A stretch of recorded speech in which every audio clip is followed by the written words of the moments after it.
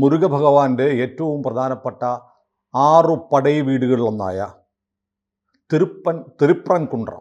തിരുപ്രൻകുണ്ട്രം മുരുകൻ കോവിൽ അതിരിക്കുന്ന മല ഉൾപ്പെടെ വഖഫ് ബോർഡിൻ്റെ ആണെന്നുള്ള അവകാശവാദം വന്നിരിക്കുന്നു. അവകാശവാദം ഉന്നയിച്ചിരിക്കുന്നത് രാമനാഥപുരം MP കെ നവാസ് ഖാനിയാണ്. നവാസ് ഖാനി അവിടെ പോയി അവിടുത്തെ ലോക്കൽ MLA അവിടെ എത്തി. MLAs അനധികൃതമായി ആ മല സർവേ ചെയ്തിട്ട് പ്രഖ്യാപിച്ചു ഇത് വഖഫിൻ്റെയാണ്. അതുകൂടാതെ പവിത്രമായ ഹിന്ദുക്കൾ പവിത്രമായി കരുതുന്ന തിരുപ്രൻകുണ്ഡം മുരുകക്ഷേത്രവും കാശി വിശ്വനാഥ ക്ഷേത്രവും ജൈനമത വിശ്വാസികളുടെ പവിത്രമായ ഒരു ഗുഹാക്ഷേത്രവുമുള്ള ഈ മലയിൽ മൃഗബലി നടത്താനുള്ള അവകാശം സംരക്ഷിക്കണമെന്നാവശ്യപ്പെട്ട് ഒരു കൂട്ടം ആളുകൾ പ്രക്ഷോഭം നടത്തുകയാണ്. പോലീസ് കർശനമായ നടപടിയെടുത്തു.